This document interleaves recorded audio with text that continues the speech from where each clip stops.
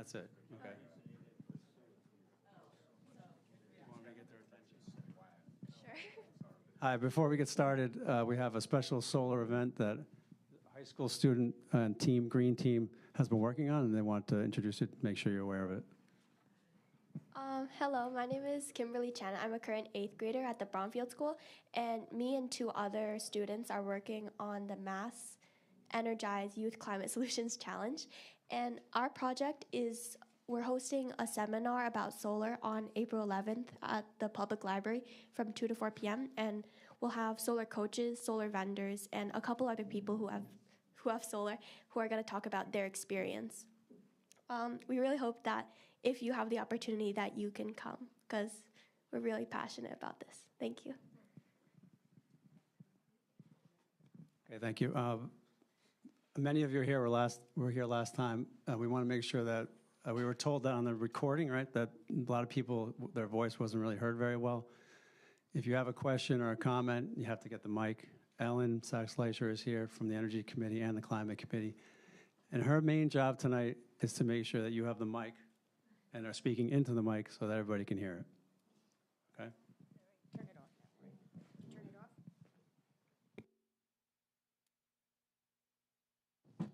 Can you hear this? Okay. It looks like most people were here last time. Is there anyone here that was not here last meeting? Okay. I was online. Online, okay.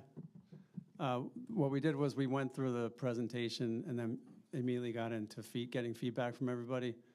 So won't spend too much time on the presentation and then get your feedback. But before, the one thing that has changed since the last meeting was that, well, first of all, my name is Brian Smith. I'm the chair of the Energy Advisory Committee.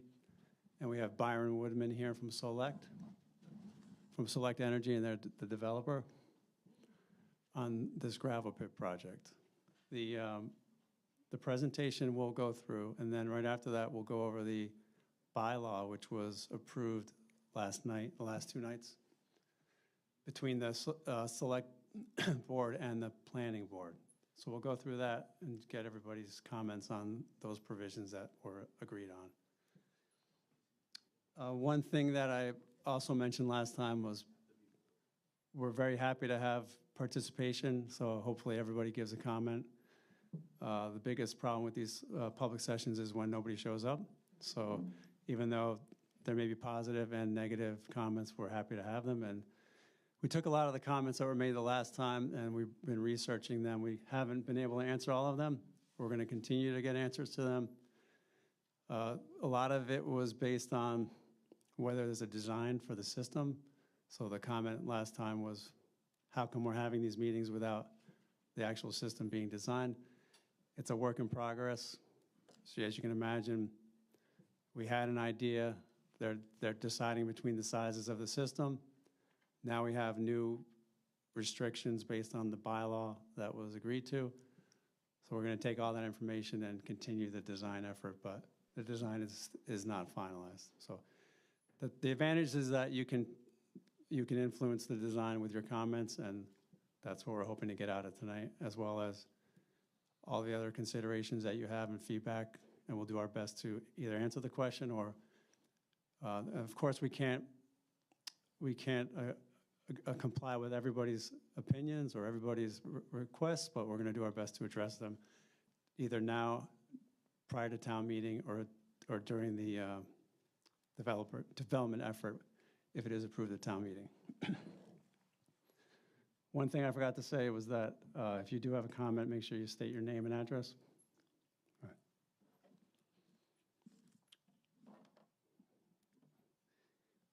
All right. I will highlight what we went over last time, which is the reason why we're here is this gravel pit project has been a long-term goal to be able to use the land in a positive way to address 2 issues. The Energy Committee's charter is to reduce energy use, costs, and emissions, and this project fits into that goal. The town also has a goal to raise revenue and decrease costs to reduce the impact that the costs are having on the tax base. Your tax increases every year if you've heard of this structural deficit that the town always has, where they don't have enough tax revenue to cover the costs, and this is one way to do that. The estimate so far was that on a 20-year life project that is about $150,000 a year. That's a very rough estimate, but that's what the town is counting on to raise, either from reducing the cost of the energy or the revenue tied to the project. So this project serves both of those purposes.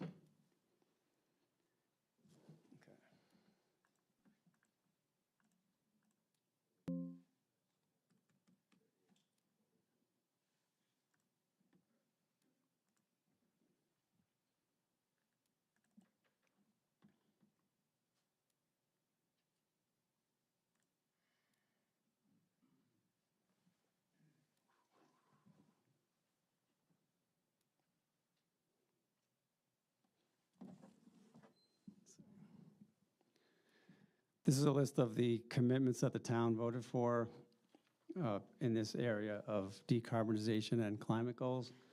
The first one was in 2021. That was the climate change resolution. The second was in 2022 when the climate plan was approved.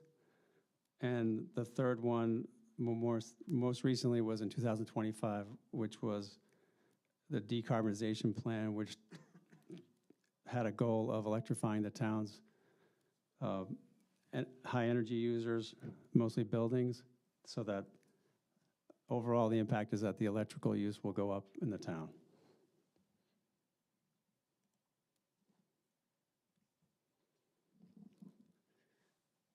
These are the key objectives overall for the town's renewable energy goals. The most important one is number one, which is that because of the electrification that we talked about, over time, the energy use, the electrical energy use is going to increase by about 60% between recent years and 2050. So 2050 is a key goal year because that's the state commitment to reduce energy emissions. And as I show here, from 2,400 megawatt hours to 3,800 megawatt hours, that's a 60% increase over time. And we need to figure out a way to stabilize energy costs, electrical energy costs, and that's how this project can fit right into that goal.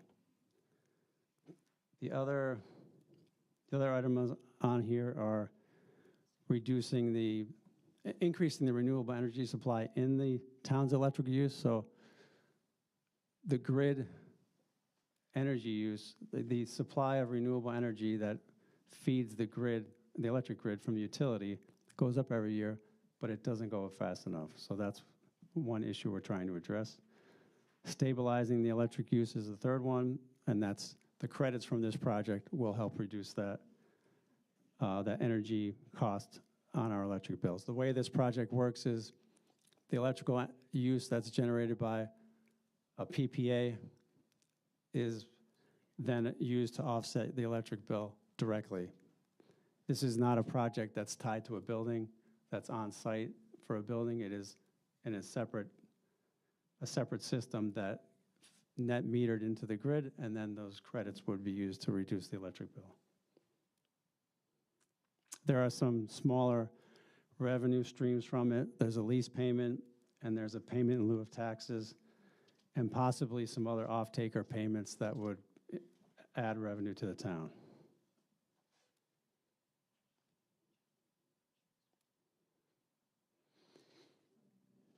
The project can be funded in two different ways. It can be either a credit purchase agreement, which is essentially a lease. There's no money down from the town. The developer makes money by the energy produced, and then they give a credit back to the town. The other option is direct ownership. We still have not made a formal proposal on which way to go for the town. It'll have to happen within the next couple weeks. And there's a lot of pros and cons with each method. The goal is to make the best financial decision, but also making sure that the system can be taken care of for the 20-year period.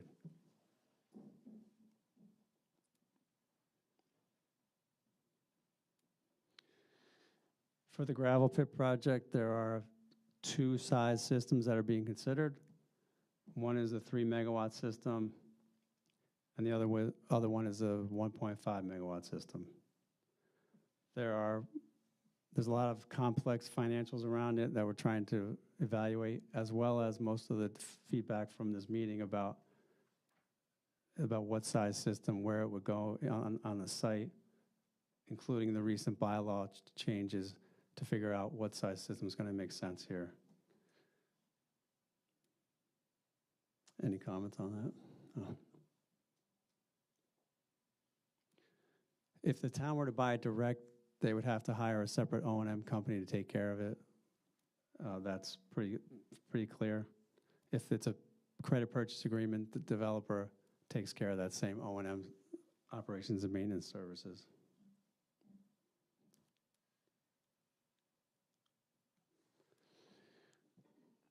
In Massachusetts, there is a requirement, if you want to take advantage of the solar incentives, you have to have a battery if it's a larger system. So that's why you may be confused as to why we're talking about a battery and not talking about a battery. It depends on the size of the system. If it's a smaller system, it would not be required to have a battery. If it's the larger system, it would be required to have a battery. That's another consideration.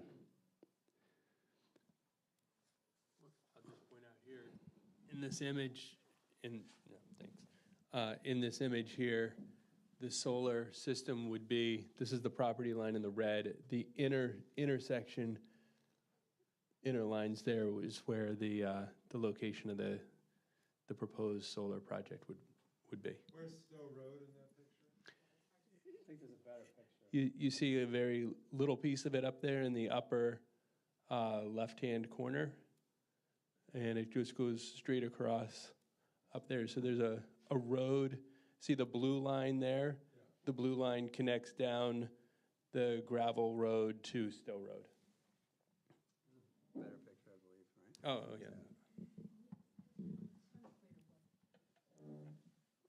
Let me just finish we're going to go over this slide here, but let me finish this. One question that has come up on previous session was that it appears that we're rushing through this process, or that we're anxious to get this project done. The history is that we've been working on this project for at least 6 years, and it was being held up for 3 different reasons. One, the right incentives out there that are now favorable. 2 is the interconnection delay. There was a problem with interconnecting to National Grid through National Grid. It was a very long queue. There's a lot of issues with the substations that require upgrades. But today's environment is much more favorable.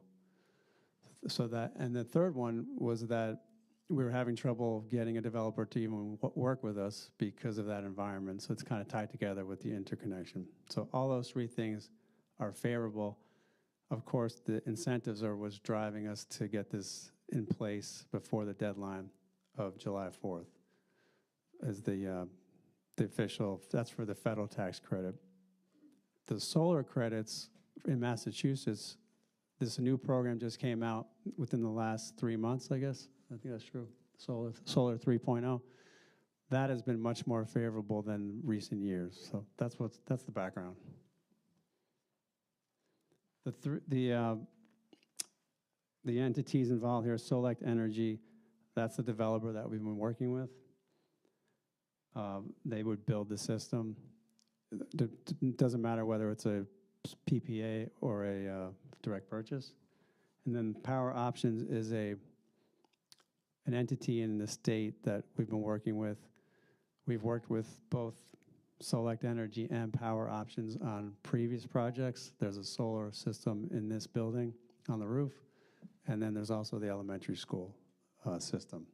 The elementary school system was set up as a PPA because it's a larger project, and this system on this building is set up as a direct purchase.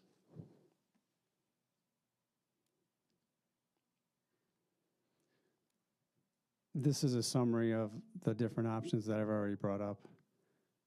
There's the 1.5 megawatt solar, the 3 megawatt solar system, as well as the battery that would come with the larger system. Anything else on this slide?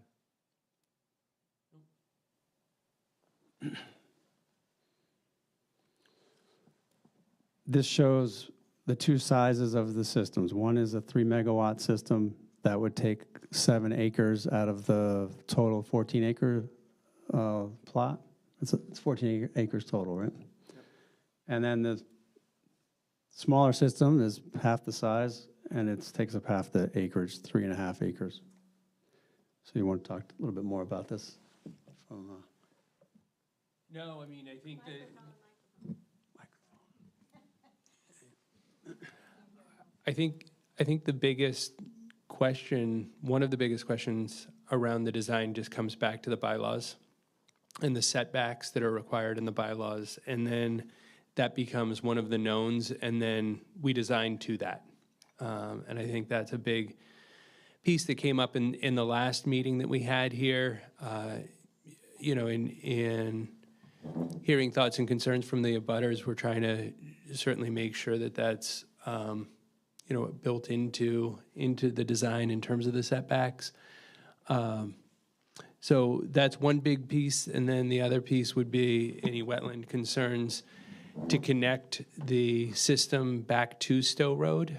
And initially, just due to wetland concerns, we were thinking that would probably use almost like wooden telephone poles, you know, maybe 5 wooden telephone poles down that road.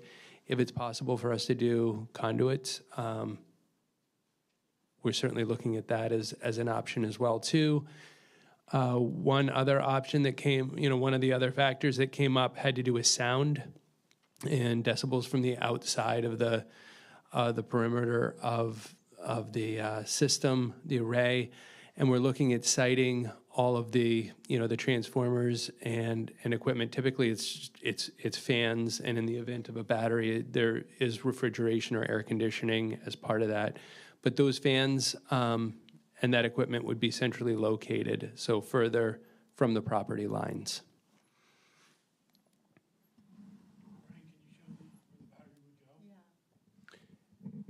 When I think we had it on the earlier. Yeah, well, you can't, at the end of the blue box, right there, you see like a little box here. That's where we're expecting that equipment would go on the opposite side from the property lines here.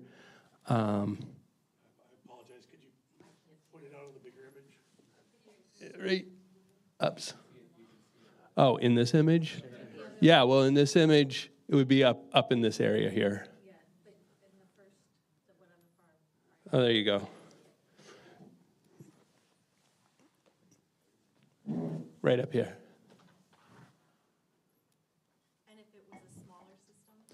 Smaller system, no battery. Yeah.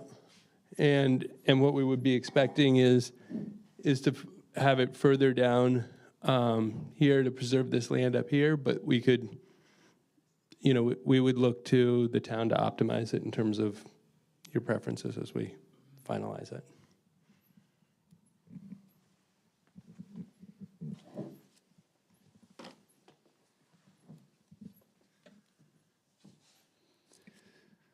These are the milestones for the project. Most of the effort right now is preparing for the public meeting, the town meeting, and that's to approve the 2 warrant articles. One is to approve the lease of the land, and the other one is to approve adding this parcel to the solar bylaw and making changes to the solar bylaw. We mentioned the July 4th deadline so that the development and permitting process would start before that deadline. It doesn't, we have referred to it as construction start. There's no construction starting at that time. That's really just more of the interconnection application would be submitted, and then the planning and a lot of the effort to develop the project would start. And there's other requirements that would have to be met to get the federal incentives, but that all has to happen at that.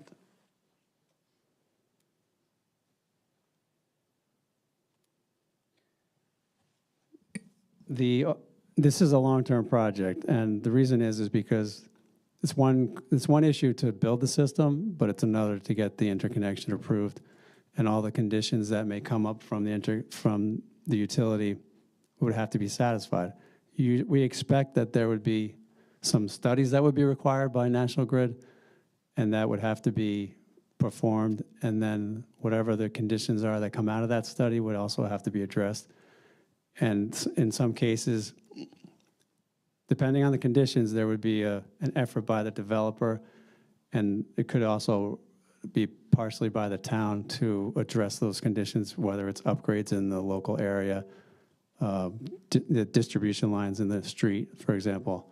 That is completely unknown at this time, but it's going to take some time. And we had a meeting with National Grid in April of last year, and they acknowledged at that time that this is a multi-year project. And if you look here, it says it wouldn't be operational until 2028 or 2029, depending on what those requirements are.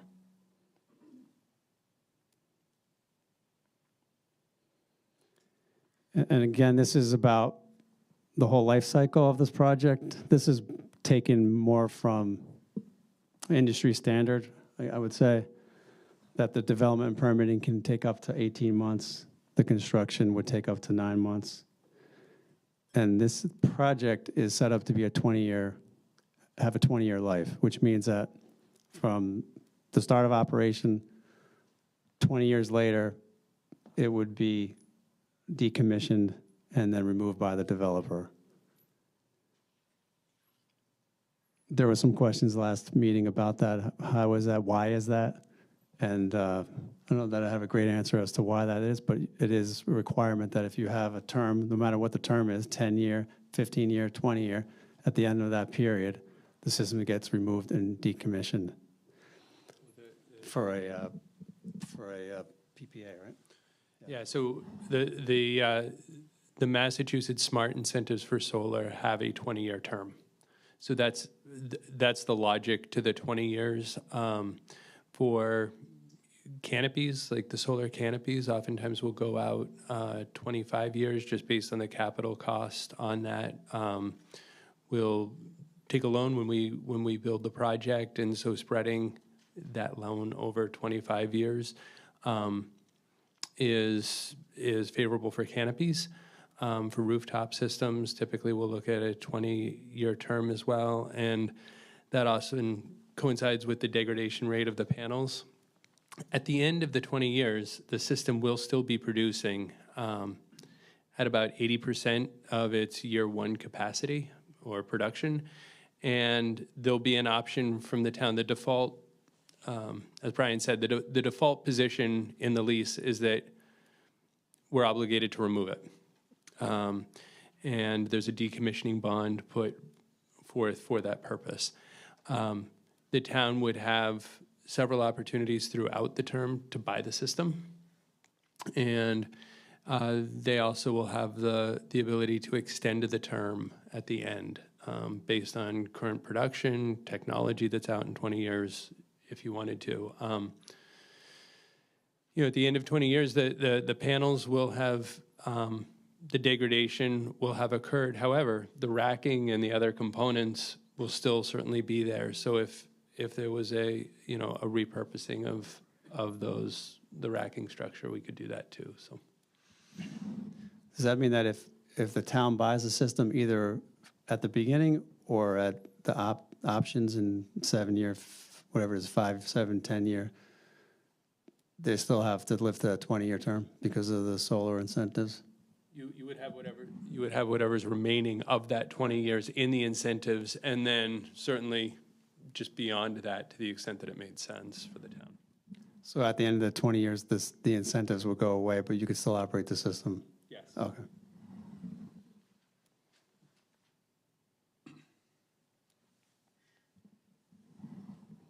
These are the warrant articles for the lease, and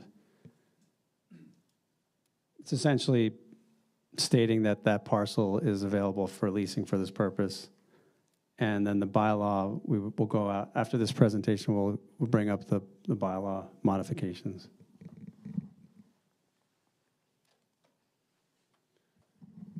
Tried to give you an example of what a similar system would look like. Can you see that pretty well?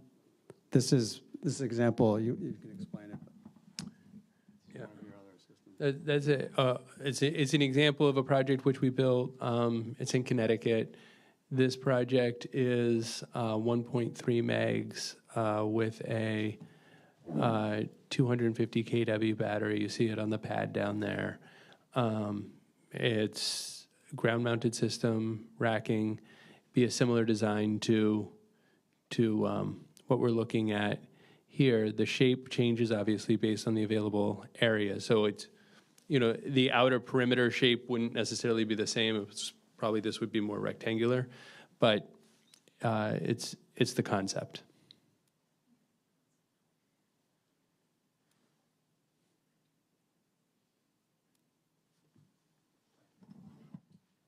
Any questions before we go to the bylaw? Would you just remind us what the size is? No, you need to,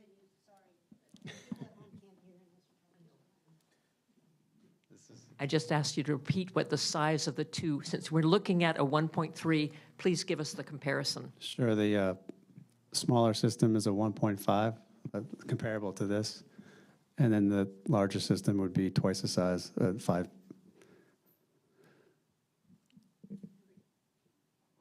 Three megawatt.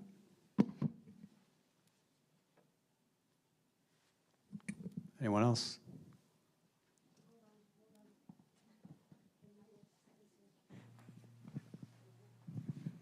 Have we entered the open comment period?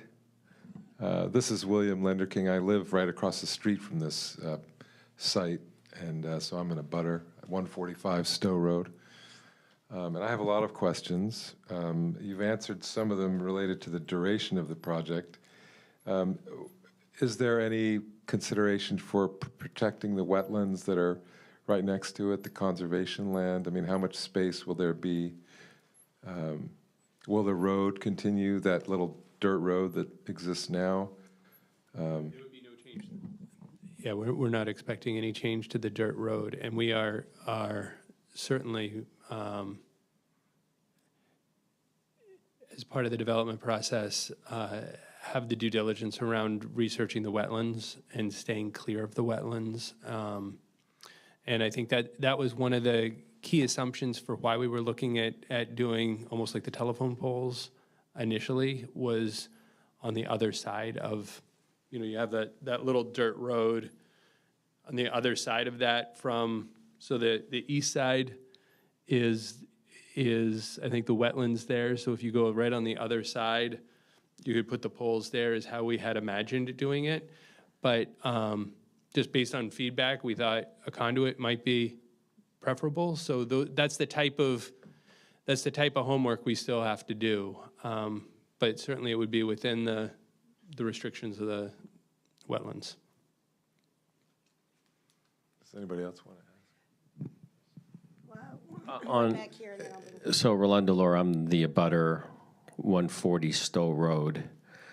And the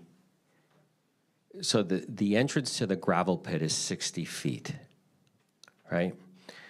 Surrounded on both sides by wetlands. So I think the National Grid, that conservation, that's all wetlands. And on our property, which is the abutting where you would want to place the telephone poles, has spots of wetlands. So I suspect that you will want to first and foremost consult with the Conservation Committee, because I think there's rules and regulations around putting up poles, right? So that's one. And then two, from a fire and safety standard, you said no improvements to leave the road as such. That road probably needs to be paved. But that being said, a fire truck, if there was an emergency, have you guys consulted the fire chief, the fire safety folks for opinions. And I say this because, as you said earlier, the project has been in place for 6 years. You guys have been talking about it for 6 years. So that's what you said. I suspect that during that time, you would have had conversations with conservation and/or fire. So when we talk about the feeling of being rushed, that's how we're feeling, because there's a lot of unanswered questions. So that's my first piece on my abutting neighbor's comment around the wetlands.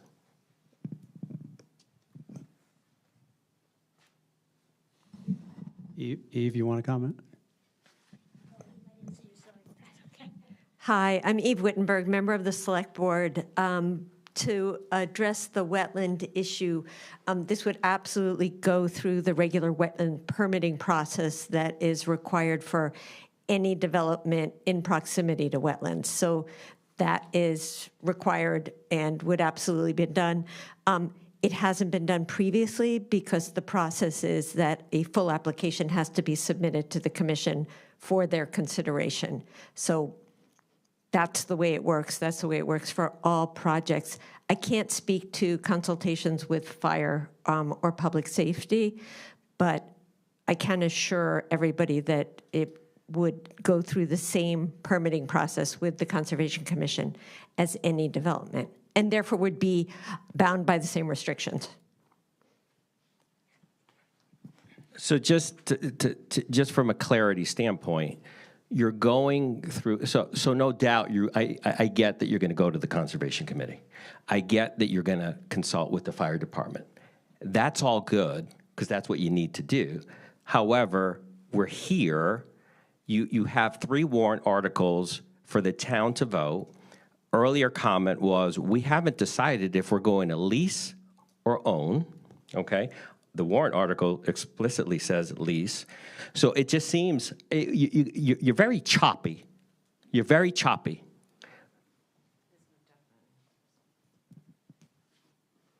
Quick response. I don't want to monopolize the time. Just in regard to the warrant article about lease, if the town owns municipal land and chooses to do something on it that is, wait, how do I say this? Let me back up. There needs to be a warrant article in order to lease municipal land to another entity to do something on it. If we are going to own it, my understanding from town council is that there does not need to be a warrant article for the town to do something on its own land that it owns. So that's why the lease one is a warrant article, and own is not included in that warrant article, because it's not required to get town permission to do something as a town on our own land. If we're giving it over to somebody else to do something on, it does have to get approval. The other two, one is the bylaw and one is the map that guides the bylaw. So you're completely correct, there are 3, and hopefully that explains it a tiny bit.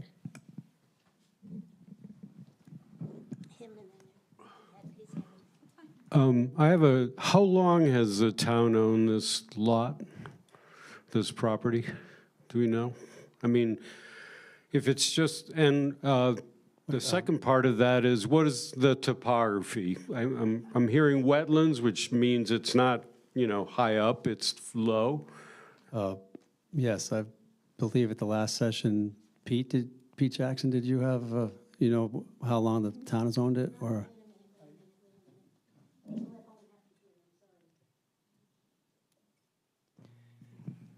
I don't know about ownership. I do know that prior to 1966, there was no gravel pit there. So I think at some point, this is probably one of those tax title lands, like a lot of them down in that area. Town decided to need gravel, and town took this land one way or the other, and then it turned into a gravel pit. Early 60s, mid 60s.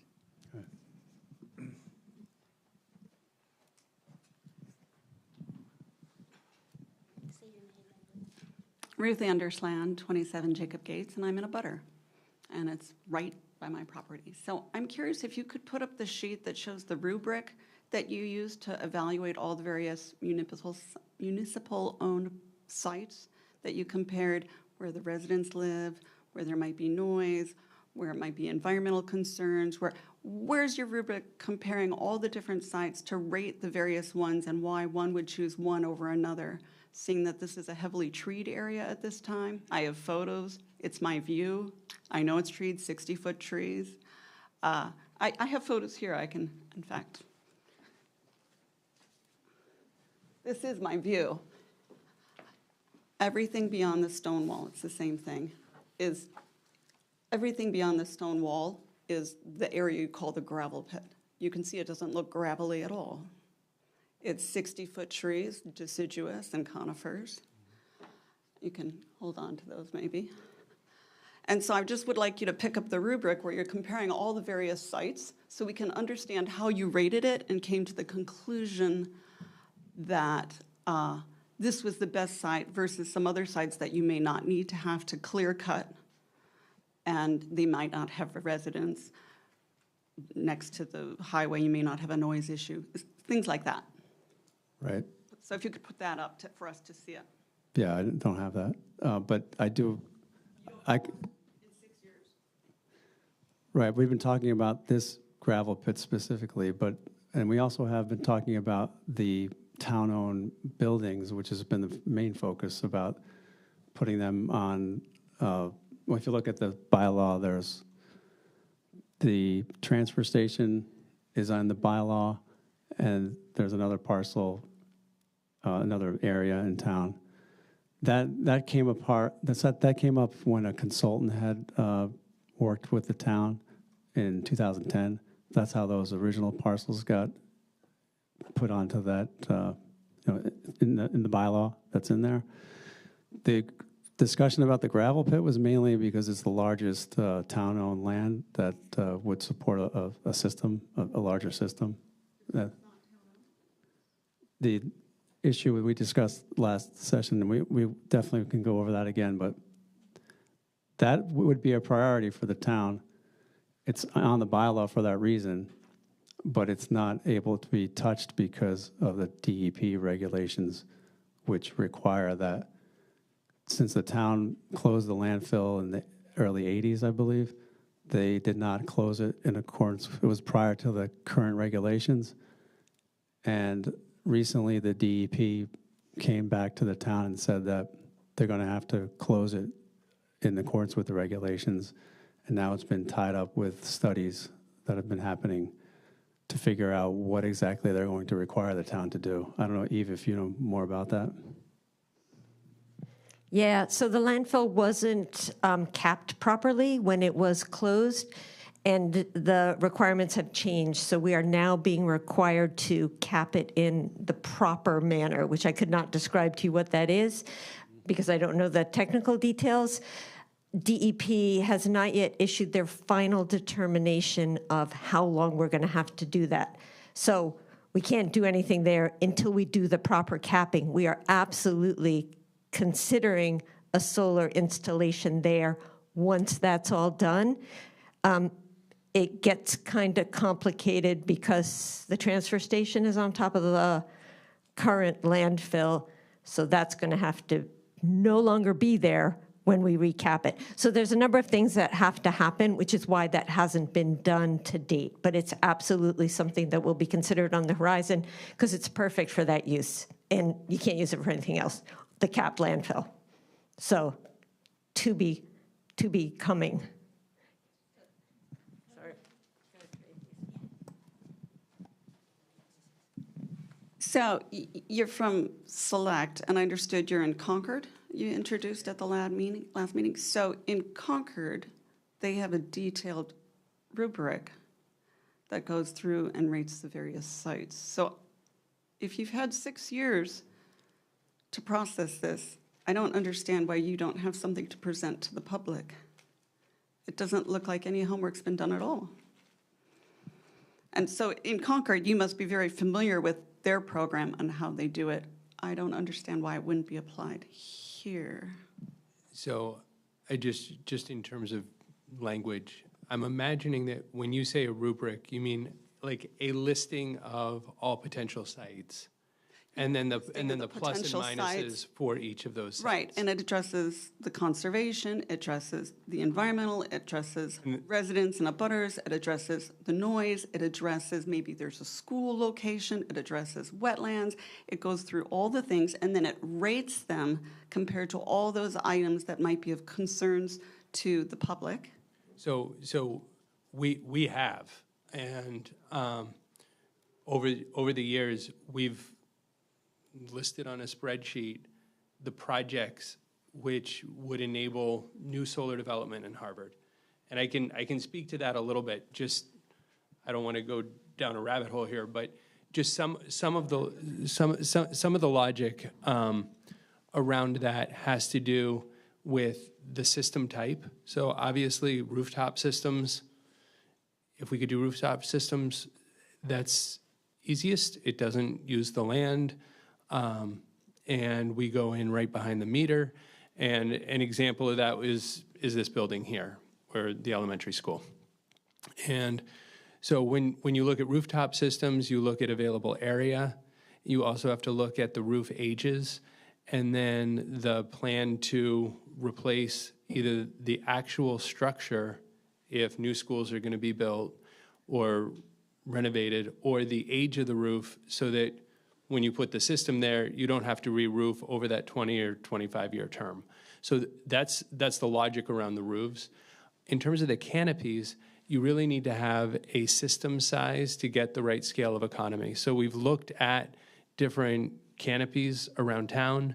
We've looked at canopies over by the schools. And for a combination of reasons, the canopies that we were looking at there in year one were more expensive than what Harvard was currently paying. And so we could have built solar there for all the right reasons, but savings would not have been one of them at the time we were looking at it. And so one of the key items for the rubric is how can we, advance with solar in a meaningful way for the town and also produce savings and economic benefits. So that's one of the key drivers. And then the other piece of it too is outside of Harvard, we are dependent on National Grid, which is the default utility here in town. And so access to the circuits and the substations. So when you think about, that rubric, which is exactly right, but it's a layered approach based on available sites, available areas. And we did take a look at the landfill too and had to take it off. So that is kind of shortly kind of the background or homework that we've been doing over the years that, had this site kind of emerge.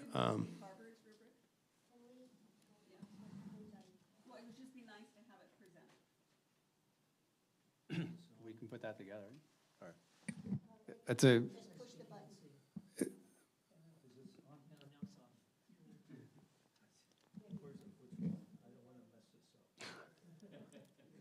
I'm good at messing up electronic. Pete Jackson, Jacob Gates Road. Regarding the landfill site, that was one of the first ones that was zoned for solar, I don't know how many years ago. One of the things, and this might not influence. Hold it up to your mouth. This might not influence this particular time, but if the state is slow in getting this capping requirement done, and the state is also encouraging solar, as you know, why doesn't the town, maybe the select board, go to the state DEP and say, look, there's a possibility of a solar system on this cap landfill. Could you please move this thing forward to benefit the town, to benefit the state's requirement? So that's something to consider. While I have the mic, is that okay? Could you put up the two pictures, the one with the 1.5 on the right side?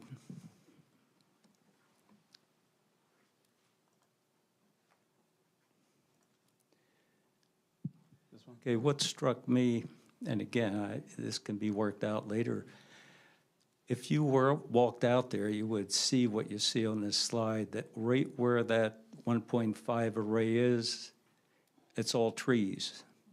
Closer to Stowe Road, it's less trees, almost entirely missing trees. You're at the south end with this site, which is now climbing up.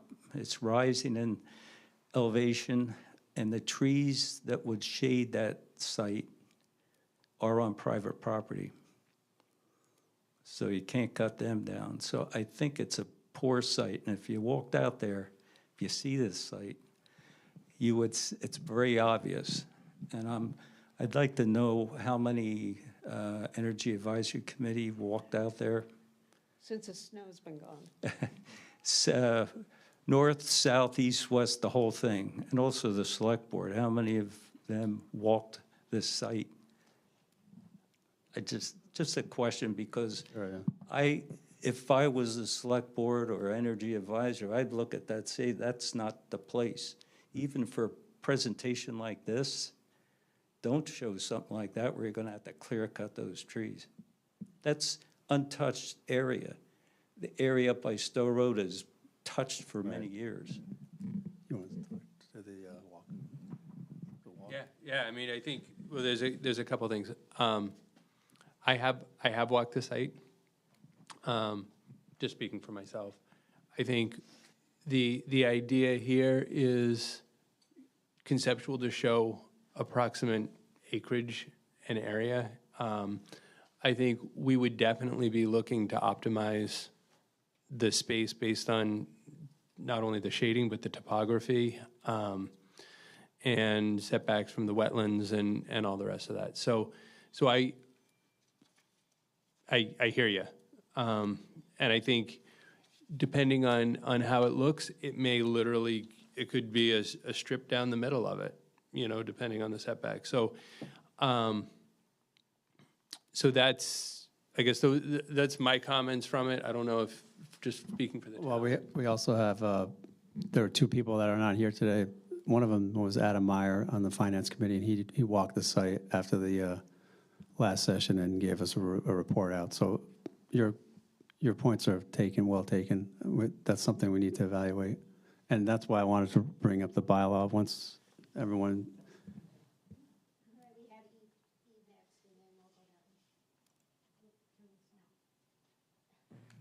Hi. To answer the first question about DEP and the landfill, I didn't want to misstate what's going on there. There's substantial testing that had to be conducted before any sort of determination was made about what sort of contaminants are underneath. So that's a long process. I would not be able to say whether DEP was doing anything slower or faster in any regard. It just is a long process to see what exists underneath and to dig test sites, et cetera, et cetera. I don't know if it could go any faster or any slower. I mean, we're certainly looking forward to their determination, but I will also forewarn the town, this is not going to be an inexpensive endeavor to cap the landfill and to move the transfer station. So yes, we would love to get solar there. We also have some planning to do to figure out how we're going to accomplish and pay for the capping and the various moves that have to take place associated with that. Second part, I've walked the site, and I'm not just reacting to your comment. I actually have walked the site at least 3 times from way back last fall, including up on the ridge around the back there and through the beginning entry part with the wetlands on both sides. There is an open area that's been used as a gravel pit, which has been excavated. I mean, I'm not saying that it doesn't have trees. It clearly has plenty of trees. But there is an area in the middle that had been used to excavate gravel over time. The one thing I would just add to the whole conversation is that we do not have an abundance of municipal land in town. So our choices are somewhat limited, especially on parcels that are of a size that could accommodate what we're thinking of. Outside of municipal land, we'd have to purchase the land, which therefore increased the cost. So as I've been on the select board, we have not gone through this, looking at every single potential municipal parcel in town, but I would just make note of, it's not that we have an abundance as a town like Concord might have. There is not that much municipal land available here.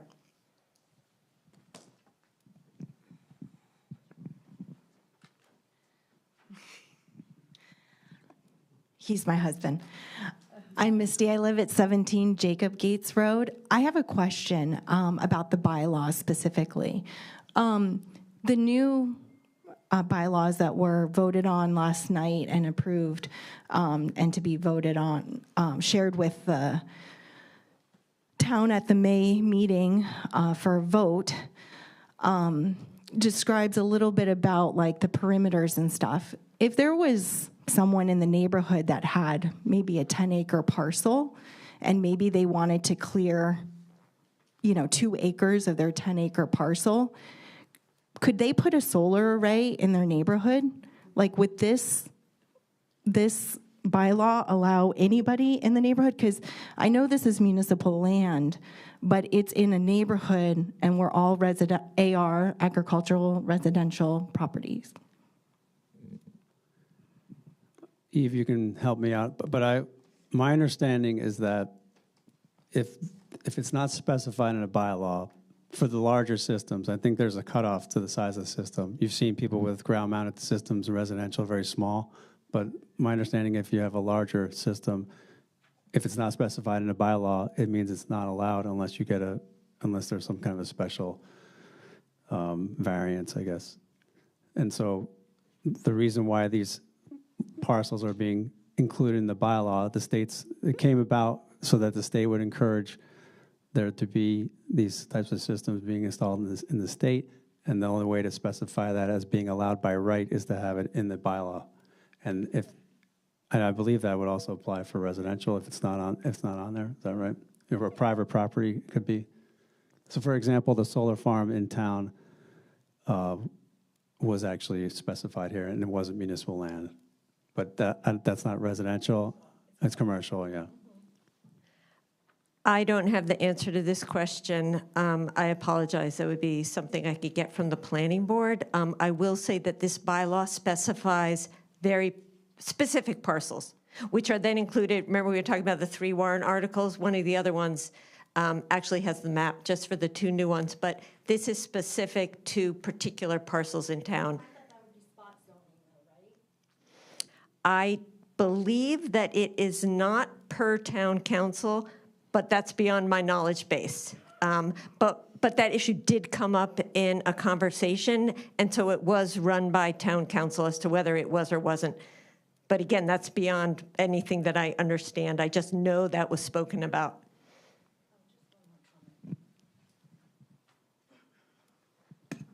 I've been doing a deep dive in all things municipal, attended, I don't know, maybe at least 5 meetings in the past 2 weeks, spent probably close to 40 hours studying stuff.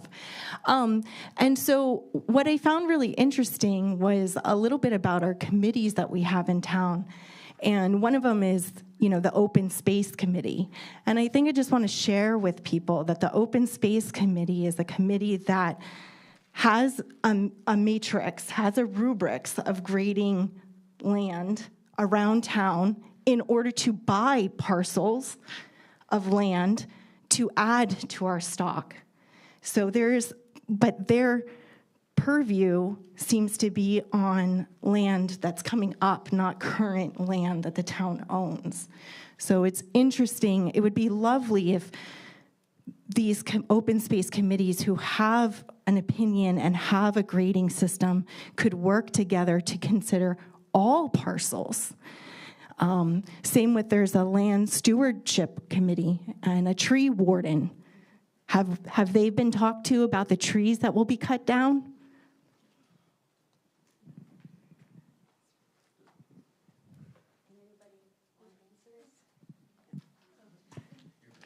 I had no intention of being so active in this meeting. I was just here to support Brian.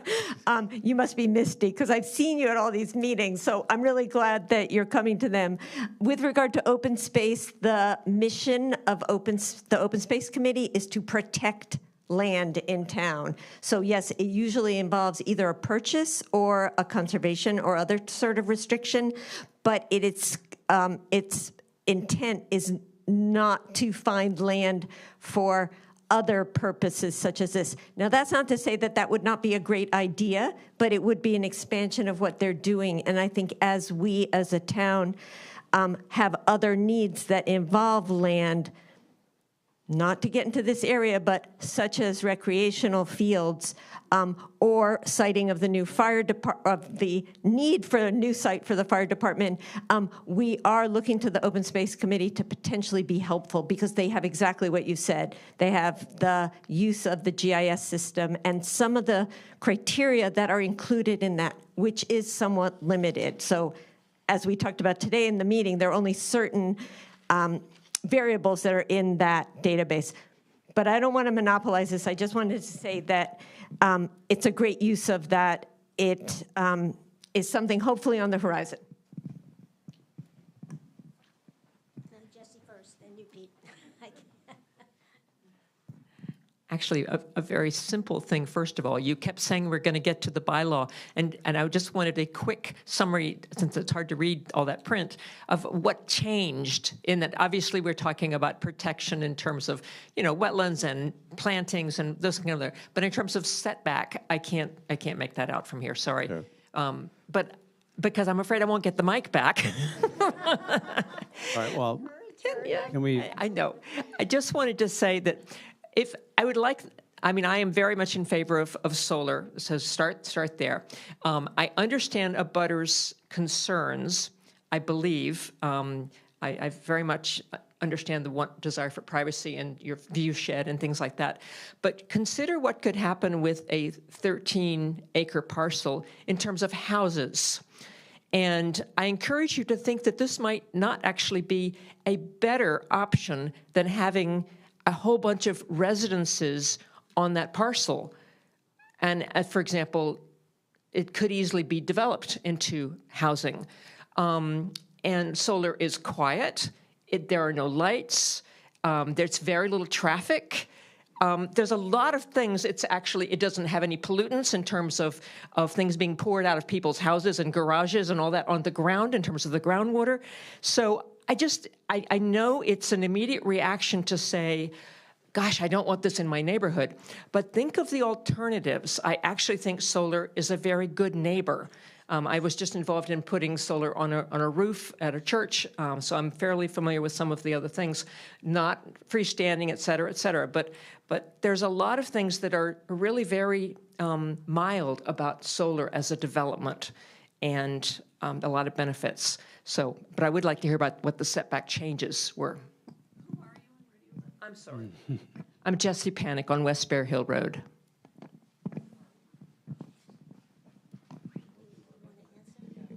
The first one is about setbacks and buffers, and this has changed from the original language that went from the planning board, but the planning board and the select board, I guess, met twice this week and ended up with 60-foot setback from property lines. But since this is a residential, I believe it's residential on all sides, is that right?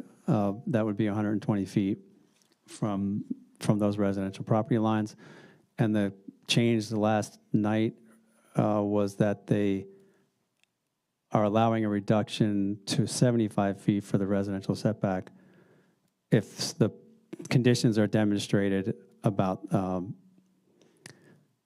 protecting the abutting other properties or visual screening or topographic shielding. I don't know if Eve, if you can, since you were in that conversation, if any of that came up in that discussion about that 75 feet. I know that the model, the Massachusetts state model bylaw for solar has a limit of 75 feet. And that's kind of just a reference point. But can you speak to that, Eve? Not directly. It's really the planning board that made these changes. And though we did meet concurrently, they were presenting to us their final version for inclusion in the warrant. So I apologize, but I was not privy to the conversations that went on in order to arrive at these edits.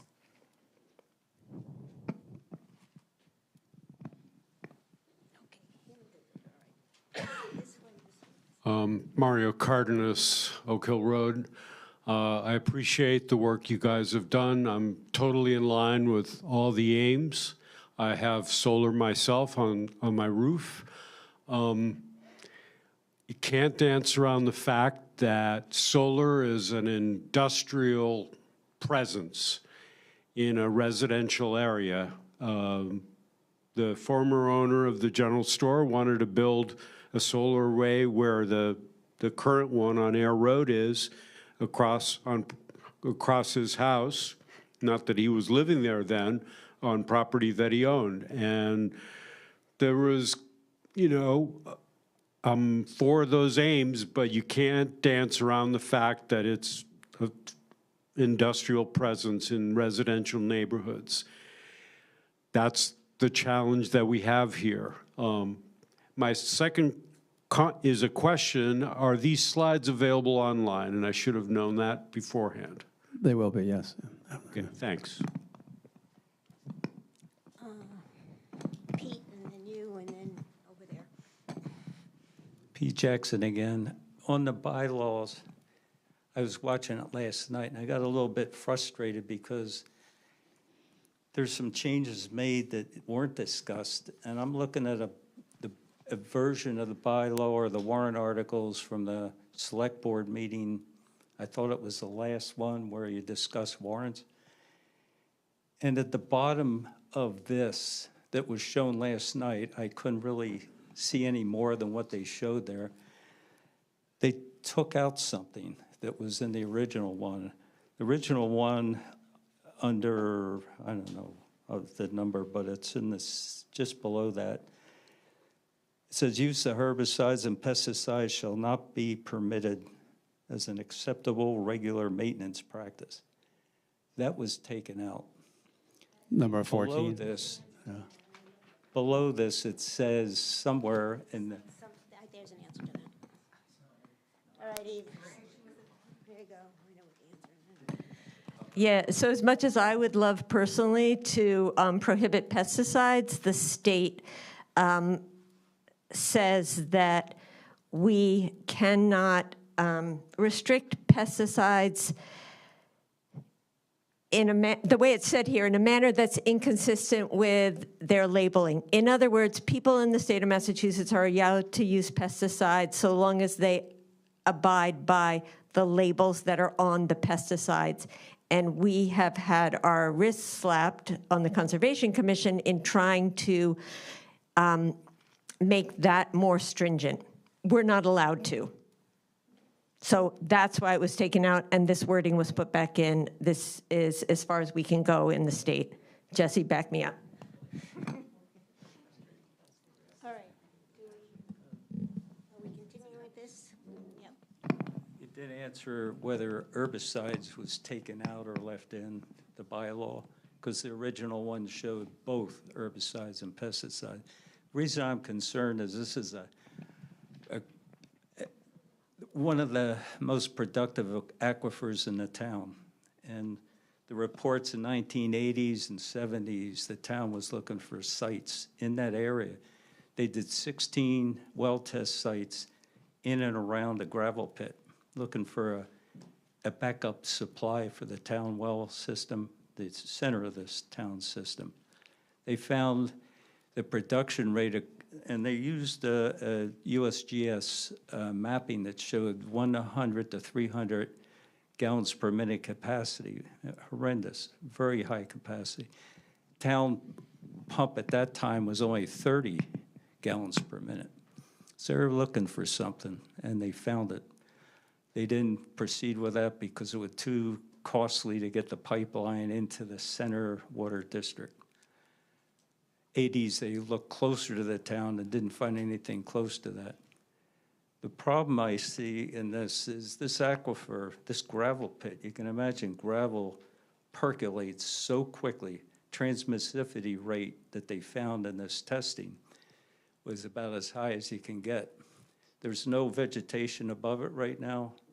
The wetlands slow things down, filter things. So any pesticides, herbicides that could get into that gravel area will get to the groundwater very rapidly without any cleaning action that natural soil might give it.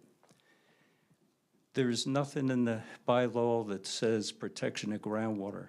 We talked about batteries last time, so if you go to the larger system, you have batteries, and you know about the Moss Landing in California and the western part of the state, they're very concerned about that.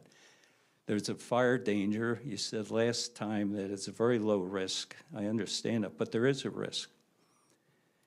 I don't know about the inverter, whether there's a risk there. The one I have at home almost blew up. I was glad I was there, but I don't know if that's the same case as this one.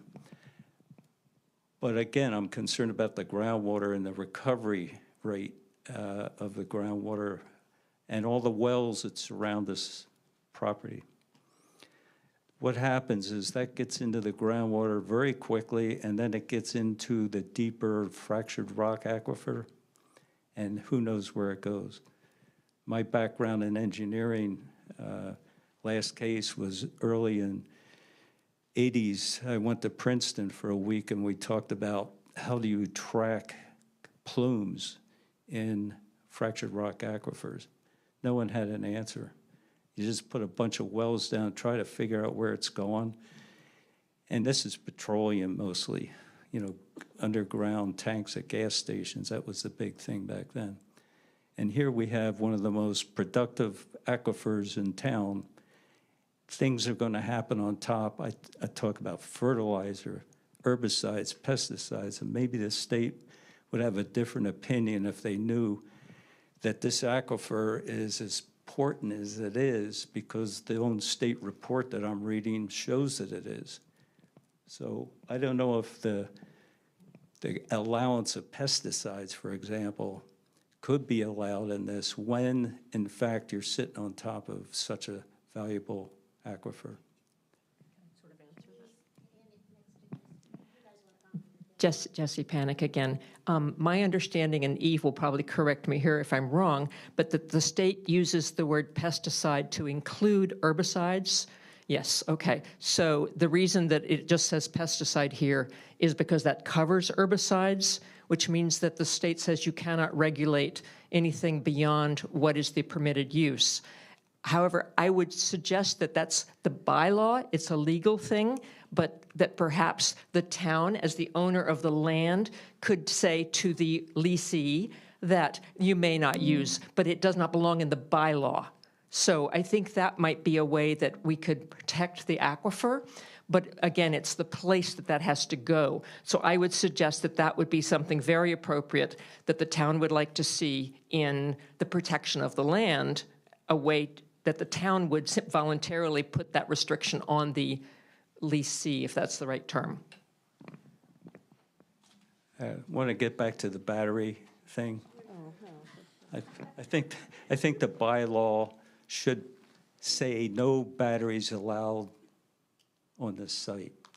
I don't know if that's a site plan review thing, but the risk is there. It's not high, but the risk is there. The fire danger, the toxic material that comes out of those batteries when they explode.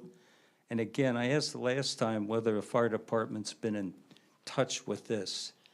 They are also the town hazardous waste people. They're the experts in that, cleaning up and taking care of it, and underground tanks and things like that. So they should be consulted. If you want to put a battery on there, I would want to see what the fire department says about it. You gotta wait. Great, thank you. Bob Douglas, 163 Stowe Road. I'm a huge fan of the Energy Committee. I mean, what's been done at the school is a really state-of-the-art project, and I think They deserve a lot of credit. It's really been great. I'd like to talk about this particular piece of land. I remember probably in the early 2000s, it was considered to be a location of a 40B. That was kind of rejected by the town and by the select board. It is, as has been mentioned, embraced almost on two sides by residential property. But I think one thing that needs to be said is it's also embraced by natural properties. Immediately adjacent to it is what used to be an electric corridor that was purchased by the Harvard Conservation Trust, which is one of their largest holdings. Immediately next to that is a property, Enchanted Meadows, which is a large wetland. And all these are the headwaters for the Delaney Reservation, which is very, very important. So my recommendation is that while it is adjacent to residential properties, it is also a huge natural asset to the town. But calling it the gravel pit is a little bit misleading because just a tiny portion of it is a gravel pit. So my recommendation would be that it be preserved and become a conservation holding as opposed to becoming a electrical field. So thank you.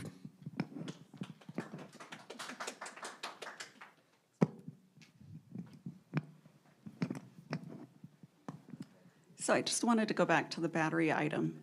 Have you consulted with Boxborough? Because when you're looking at the aquifer stretches all the way up Codman Hill Road onto Swanson Road. And so the community you're talking about is actually Boxborough residents, commercial and private for both Boxborough and Harvard, and then extending on down to us. And so, yes, you can have a low risk for catastrophic, but catastrophic does happen, as we've observed, both in Western Mass and in California. And yes, you can have a battery where you put it in double retainer or even triple, but the risk still exists. So I'm wondering, and I know you don't have a financial person here, have they added in the financial impact if you destroy the water system for both Boxborough and Harvard on that side of the towns? Because that would be a huge impact, not just on property values, but commercial. That's pretty high. And so that's where I concur with Peter, where he was describing what could happen. It's actually much larger, and it's not just, say, abutters. It's a much larger group in two towns. And so I would think that if you were to consider that, you need to get feedback from Boxborough because this would concern a section of their town as well. It's not just talking about, the properties in Harvard. The aquifer is on both sides and extends to both, and that's where we get our water from. Additionally, I know you talked about the nature, so just last night, bears are back. And the bear came up from the area, which we've been called the gravel pit, but isn't. It's a large nature area. And I had both a bear, a coyote, and deer, all within like an hour or so. And actually, during the meeting yesterday is when I spotted the bear, and he was very large. I have those photos, but it's just to mention that. And then the last part is, what are the financial? So in your 6 years of planning, right, you should have gone through the aquifer, looked at the finances related to the water, also looked at if homes no longer have that water access, their water goes bad, what are the financial risks of that, and who's taking on those risks? So does the company Select take on those risks? Who is carrying the insurance for all of those things, including the loss of home value? Because as you've mentioned, you're out there walking, and right now, without the trees removed, you can actually see several homes, such as my neighbor who keeps texting me, who's in Florida watching this on TV or right now, Sherry Abrams. You can see several of the other homes. So if you were out there before having removed the trees, you can already see these homes. So now you're suggesting you're going to remove more trees. So we're up on a cliff. We look down on that, as you can see on that photo. And of course, we're going to shade that too. And so just reinforcing the location may not be right because you will get a lot of shade. And to disguise it is also going to be challenging because we're up above it, such as gravel pit, you're in a pit in a hole. Thank you. Hi. Can you bring the maps back up? You, Introduce yourself. Oh, yeah, thank you. John Lavornes, I'm on Jacob Yates Road. So in the updated bylaw language, it has the 120-foot figure for the setbacks and then 75 feet if you can demonstrate, you know, yada, yada, yada, that it's adequately shielded through some random means, right? So what did you mock up here? What are we seeing here in terms of the setbacks? I think these are the same layouts from the last meeting, right?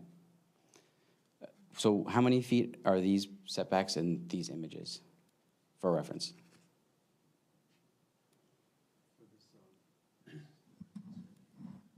This blue hatched area, is that representing, we had this discussion about whether it was the fence or the system. Yeah, no, we were trying to, my understanding is that in the one with the blue, that's about 70 feet. And the question that came up was, and again, we have to better understand the design aspect of it, is if that's to the perimeter of the fence or whether that's to the outside of the modules. So, but I think approximately the distance between the two red lines or the boundary on the blue section is about 70 feet. Okay, and so in practical terms, the bylaw language there leaves a lot of room for interpretation, I found, the change to the setback rules. For us to understand better, it says that it could be 75 feet if you can adequately demonstrate that it's shielded from view by some means, and then it describes those in pretty broad terms. In practical terms, what would be your plan to shade that from that in that direction? And you've walked the site. I did. So you're aware of most of the current shade from visibility is the trees. So if you were clear cutting all those, then you'd have to add in more. So, I mean, I think the only answer for me is what would be approved by the community and the planning board, and then we start with that as the design elements that are required for the project. And then we build those into the project. And then from that comes the resulting finances and the savings for the town. So the answer would be, if there has to be certain fences, if there are technology requirements, if there's a conduit down the gravel road instead of poles that are more expensive than what we typically use, that gets modeled in, but that would be a requirement to the project. So, I mean, for us now, at least for me, this is listening, just understanding what the town will require. I think it's a good site. I think, to Pete's point, the location of the mods have to be optimized on the property and make sense for the town, but that's what we're trying to get to. Do you have examples from earlier projects? Yeah, yep. I mean, of what you use as shielding? I mean, I was asking what kind of trees or plants or fences or what kind of shielding is used. Oh, I thought you meant of the pictures. Yes, yeah, we've used everything from privacy fencing around the transformers. We've used fencing around the perimeter of field-mounted arrays. In the case of canopies, we've used specific coatings on the canopies or paintings. I mean, we've done a lot in specific cities where we did canopies. The planning board required certain beautification for stairways, walkways, plantings that all were part of the project that were not necessarily what we would have expected, but were important to the area, and so we're looking to accommodate what the town wants. Okay.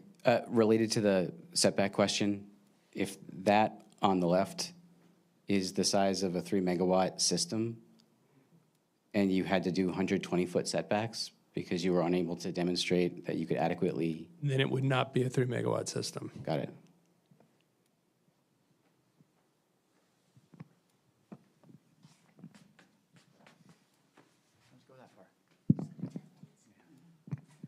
Hi, Steve Hart, resident of Jacob Gates Road. Earlier in the presentation, you mentioned that there are environmental impact assessment studies and other reviews that are coming. My question is, how have some of those not happened already? And if there are assessments where we learn there are new risks way down the line, because some of these look like they're happening 2027 and beyond, how can that potentially change the outcome of this project? It would. And for us, those tests and that engineering is expensive. And so for us, we need to know and want to know kind of the will of the community and the ability to advance with a project. And part of that would be the lease that would be resulting from the town meeting.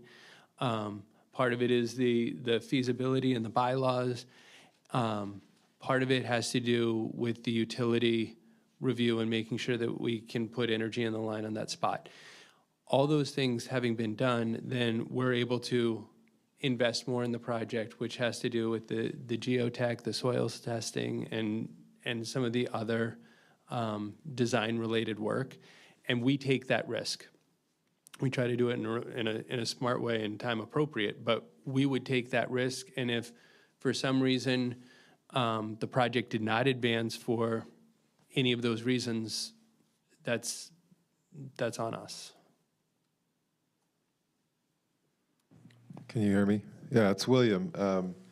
I'd like to get a vivid description of what it would actually be like when it's finished. Maybe you don't have all the details. That's what you're trying to say right now, because this gentleman here says it's an industrial presence in a rural or residential neighborhood, and she says it's very mild. And I also hear what Bob said over there, because I walk over there every single day practically with my dog, and I can tell you there's a lot of wildlife over there. What happens to the wildlife, the coyotes that are not hiding in the woods, but rooting around people's trash cans? And so this is nice. This is helpful. There's not going to be a big concrete pad with everything on it. Will there be space for the wildlife to wander around and that sort of thing, and not get into people's yards? And that nobody wants a bear in their yard. I mean, probably, right? I'm still looking to see him, but I can tell you my dog was very attentive. Wow, let's see that.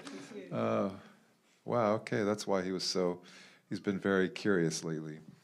Very attentive. Okay, all right. I haven't seen any bear scat, but I've seen lots of evidence of coyotes and deer all the time. So anyway, I feel like there's a couple of competing descriptions, viewpoints. It would be helpful to have a very vivid description. I should also say I'm a big fan of solar in general. I think the sort of the 30,000 foot view on I guess my answer to that would be in comparison to what, and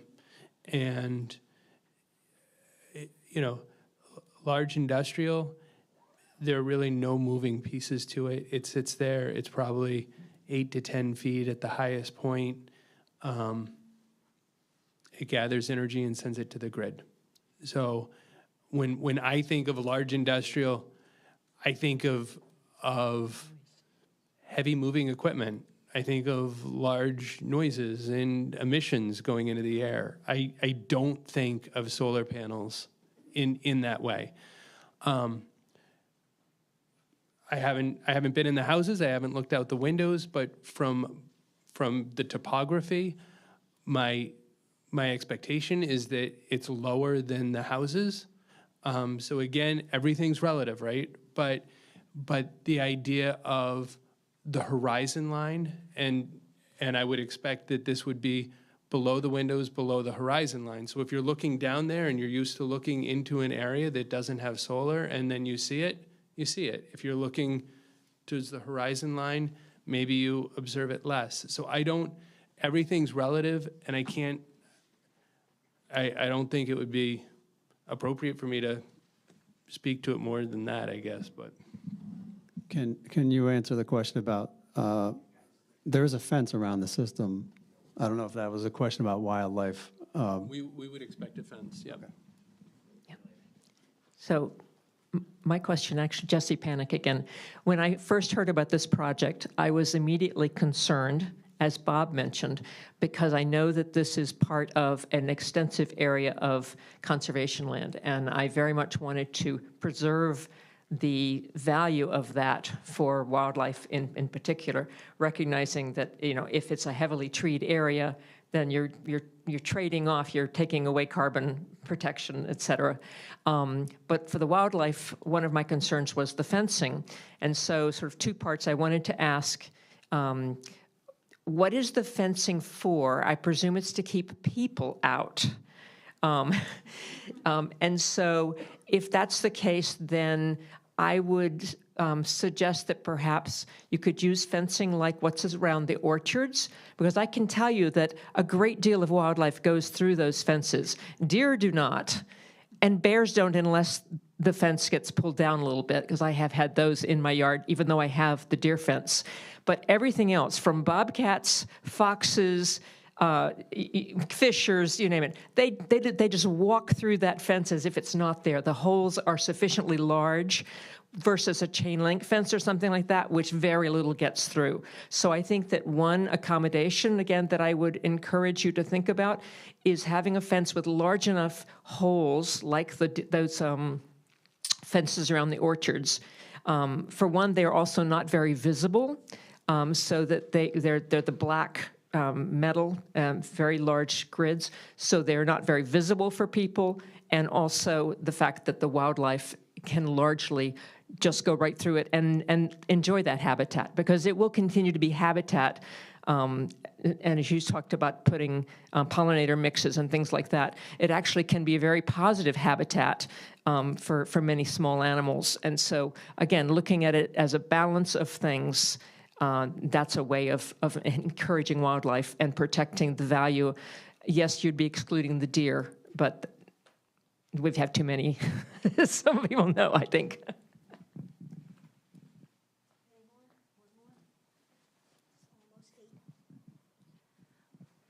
I have a question about the solar panels that are up on this roof, right? I want to say that I'm in for solar as well. I think I would love to see it on the roofs and the spaces that, you know, we can ideally put it first before we're taking land. But can you explain to me, I think the solar panels have been up here for about a year. And so is that like that this building gets to use the solar energy, and does that offset? Can you give me some numbers, financial numbers? Are the solar panels like completely covering the energy we have in this room? And then for the advisory group, do you have intentions on putting solar panels on like things like the police station and such? Do you want to answer the COA question first? Sure, yeah. So in terms of the system that's up here, it's installed as a behind-the-meter system. So any of the energy that's being generated from the system here supersedes what you're buying from National Grid. And so the town made the decision to buy the system and is offsetting probably close to, I haven't looked at it recently, but I think it was about 80% of what this building would use. At times it overproduces, at times it pulls back from the energy from the grid. We had looked at building a larger system here, and just based on capacity of the line and hosting capacity and approvals from National Grid, we landed on the system size that we currently have here. So if you look at it, it's not like every square inch is built with panels. It's what we could do at the time and what was approved. So I think this is a really good case for, it was a brand new roof, we were able to do it. If we could do other systems like this, it really helps. There are other areas in town that have historic roofs or older buildings where it wouldn't match the aesthetics and other things like that, where it may not be as, you know, the town might select other sites than those sites. And so it's a combination of things. In response to the question about what other sites have we looked at, we've had reviews done of every building in town, and the ones that have, as Byron just explained, there's some buildings that it just doesn't make any sense. The old library, the new library, the rooftop solar isn't going to make any sense there. But we did have quotes for the police station roof, and that was debated in previous years' CPIC meetings and other meetings about installing a system on there. It's a small system, but in the end it was rejected because the roof, and you need to have the roof replaced before you put the solar PV system on it, and that roof had 5 or 10 years left at the time, so that's why that didn't happen. The other example is the Bromfield School. Again, this isn't an either or we were looking at all these sites and trying to figure out how to make them happen. That's a larger rooftop system, of course, but there's a lot of complexities because of this. It has multiple roof systems and multiple sections that have different ages. So that's why it has become a challenge to pick a system at the right time when the roof gets replaced, but that isn't the long-range plan. It has been part of, if you've seen the HVAC project that will come to town meeting eventually, and that's in the stages, design stage now, there's a plan to have the roof at the same time as to install the rooftop system, HVAC, and a new roof, and a solar PV system. That's the goal for that.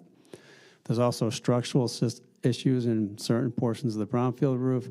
That has been a problem when it was evaluated early on. And so all of those have to be addressed depending on which section of the roof you're talking about and how much you can put on in those sections.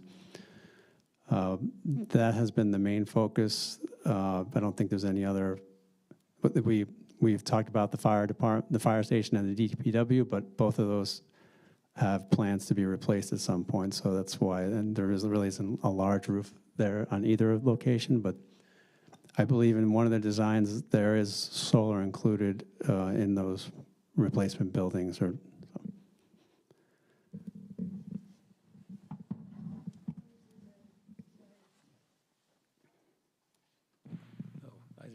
He answered my question. He answered your question.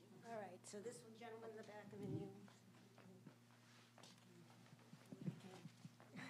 Thank you. Hi, I'm Alex. I'm on Jacob Gates. I think I'm the newest to Harvard. I've been here for 6 months. I know there's been some comments that the solar is noiseless. So I moved in from the city. So I used to live in Belmont, and I moved out to the country hoping for quiet oasis. And it's kind of funny to me because actually where I live right now is noisier than my Belmont apartment in the city. And that's because of 495, and I'm starting to learn most Harvard residents deal with highway noise. And I'm also from New Jersey. They normally erect, walls on the either side of the highway so people don't have to suffer like we do in Massachusetts. But let's get past that. I do acoustics for a living, so it bothers me a little bit.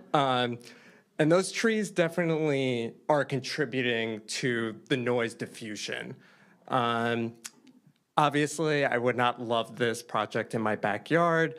I think the bare minimum, just from the look of it, and I've read on other projects of what they've done, is some sort of green wall, some evergreens that go across it that aren't going to drop their leaves during the winter and kind of block that's not as nice as a forest. It's great that it's giving us clean energy, but a visual shield, I think, is really necessary. Even the forests that are there, once it's winter, there's no leaves. You see right through it. So we could see the wetlands, through the entire property.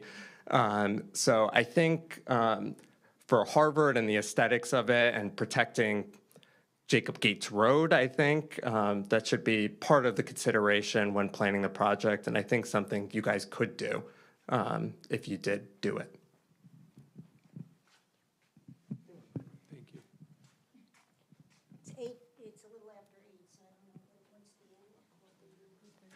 I want dinner, please. I eat before I can. So you mentioned earlier about that there's going to be some upgrades, that working with National Grid and things that you don't know about yet in order to implement the system. I'm wondering who's going to pay for that. And at that same rate, you talk about both a federal and a state incentive. Who gets that incentive? Because if the town is getting the incentive and it's relating to the costs of capping on the dump, and you're not going to start construction for more than a year, that may work out really well to look at the dump project. Because, well, Just so we know, I mean, I want the facts to be out there. she doesn't have the mic. Okay, so the question is related. You talked about these various upgrades. I'm curious who are picking up those costs, because it sounded something like related to the town, and that you couldn't do stuff earlier because it wasn't available related with National Grid. And then who actually gets these incentives? Because, sorry, if it's a company, that doesn't make any sense to me why we would do something to support a company. That's not a reason to put something up. So the federal and state incentives go towards the project. So really, the rate that the town gets is determined by the amount of production that comes from the site and the capital cost for building the system. So the town does pay for all of the capital costs eventually? So when we build a project, the rate that Harvard would get would be based on the total system cost and the production, with the incentives and the federal tax credits included in that. So if we have more incentives, then Harvard pays less. If we have a higher tax credit, then Harvard pays less. So it goes directly into the value that Harvard gets as a result of the incentives and the credits. And when we've looked at this in the past, in Massachusetts, sometimes they call it the solar coaster, because the incentives go up and down over time, and the federal incentives go up and down over time. And when we've looked at it at different systems historically, they have not penciled as well as they do now. And it's because of those incentives that are helping to drive these projects forward.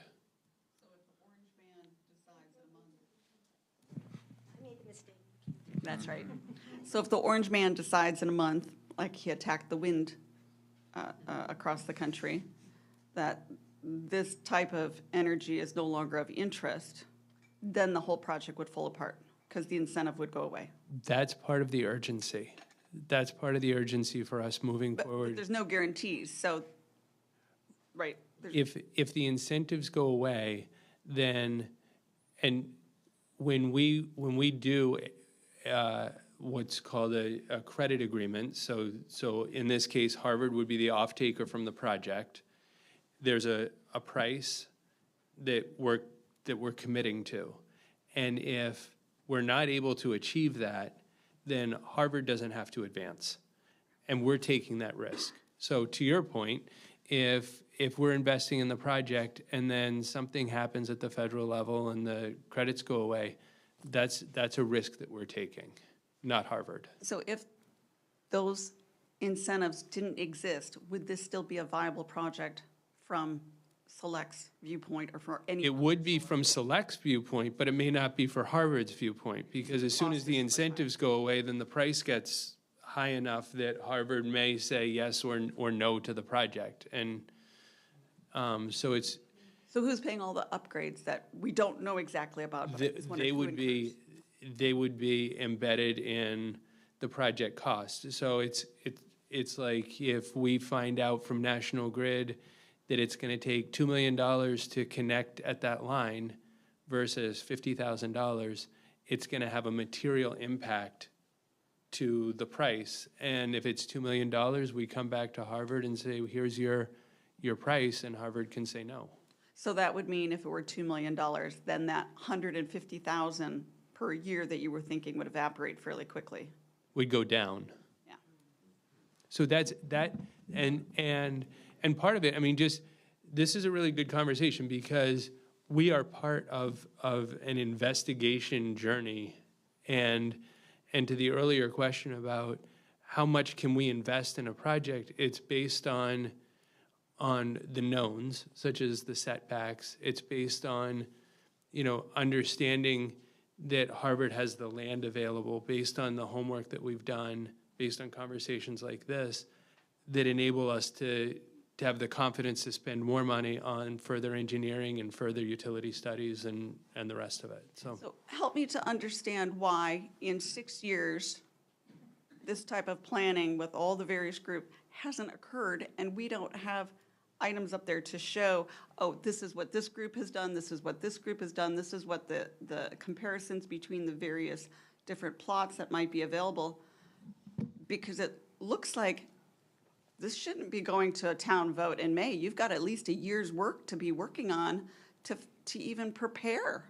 Well, that, not necessarily, because without the town vote, then we wouldn't have the resources to be able to invest in the next level of due diligence. So essentially, we're saying, here's what we're seeing for economics, and does Harvard want to advance based on that? And if the answer is yes, then we're able to put, I don't know, $50,000, $100,000 more into the research and the feasibility aspects of the project.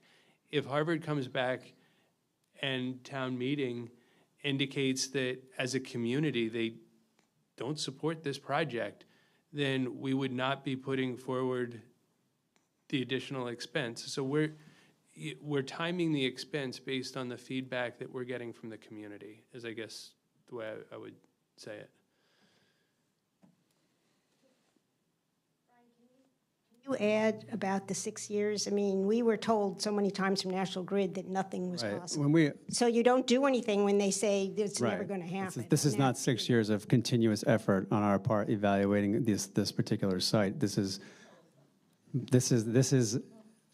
the gravel pit has been the subject of debate in the town about the right use of it, and this was brought to select when we investigated different solar sites, and that was one of the properties, and it was attractive because of the size, and that's when we started to investigate with the interconnection issues with National Grid.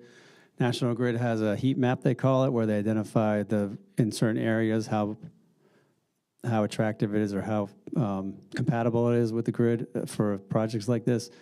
And that's when we realized there was a lot of challenges early on. So that's why we didn't take any action at that time. But now that it's become, as I mentioned at the beginning, that's why it's being investigated in more detail now. Joe Schmidt, 290 Stowe Road. I just have a question. If the town doesn't use this as solar, what would prevent the town from using this as, since a DPW site may not work because of having a cap, go back in there and use that as a DPW site, or turn around and sell it to municipal housing? I mean, we got a whole new development on Pine Ridge right there on Stowe Road. So I'm really concerned that, to me, the solar is not going to be as invasive as some of the other things that could potentially be there. Thank you. I think, Eve, if you can speak to the affordable housing plans too, or a short description about it for this site. I know that this has been on their long-range planning in the past. Is that right? Yeah, so first off, you're right. The town could use this for any number of purposes. And as I said earlier, it would not even have to go, some of them would not have to go through town meeting because of what I explained earlier about the uses for the site. I will say that it has been thought about for a DPW site. The access is problematic because, as all of you know quite well, that's a rather curvy road on Stowe Road, and making that turn in there is not particularly easy for large trucks. On the other hand, I mean, the idea has been floated. The idea has also been floated since, I think, 2007 for it being a site to support affordable housing. And that was actually, I'm not sure if it's on town warrant or if it was just floated and rejected back then. I think it did go before town meeting back then in the mid-2000s. So it has been considered for multiple different uses over time because it is a large parcel, because it's municipally owned, and therefore there's no cost of acquiring it.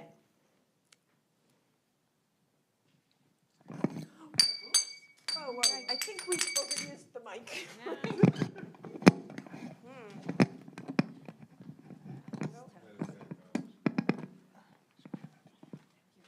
Where am I going? Yep, sorry. Jesse, then, I know, one or the other. Jesse Panic again. So one thing I think maybe you could help clarify for us again. I understand, again, having worked recently on a project and trying to get advantage of the federal rebates, it's like it is a very narrow window when all these things come together and you have the National Grid saying they can take your interconnection, the federal government saying, you know, we've got this rebate, and we weren't sure we were going to get the rebate I was working on, and believe it or not, it came through even under our current administration.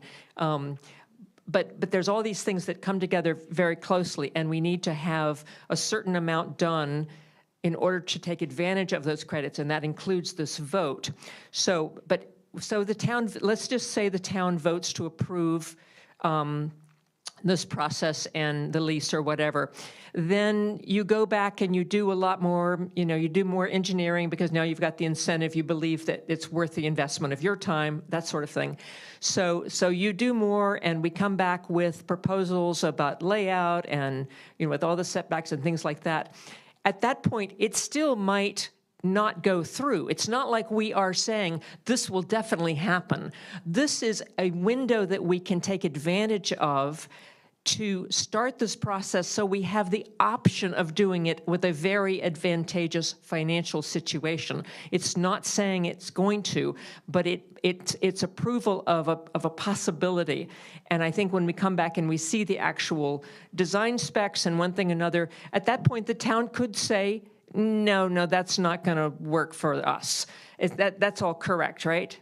I just wanted to clarify, but the timing is not that it's cut and dry, but that in fact there'll be many further possibilities of discussion. It preserves the option for the town, yeah, and town leadership, and all, you know, once prior to the project advancing. All aspects, the agreement, the lease, the planning board is all going to be informed by town leadership, so, in the town process. So I don't.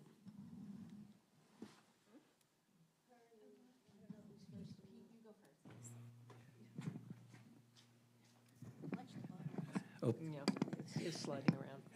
Pete Jackson again. We keep hearing about the incentives, we keep hearing about some costs, but no numbers. I remember last time, I forget his name, had the computer and they're modeling all this stuff. Could you, by maybe the next meeting, give us the annual, say average annual electric bill for all the buildings that we're going to serve with the incentive? You know, how much is off the grid, how much is out of the solar array. Then without the incentive, the same numbers, same comparison, apples to apples. We're all talking to John, I'd like to see the numbers, you know, just to see whether if we miss this deadline for incentives, what effect does it have on the bills that we're going to get? 30%. Very simple. It's a 30% rebate. So I want to see the numbers or related. The number of the cost of the whole system. Yeah, but I want to see the effect on the bills that we get. Very fair question. We have to get that analysis finished, including the selection of the size, in order to prepare that for the select board, so that'll be done for the next meeting. Right? And like you say, it's a 30% contribution to the capital cost of it, but how does that relate to what the net metering credits are that get applied to the bill? So I understand, okay.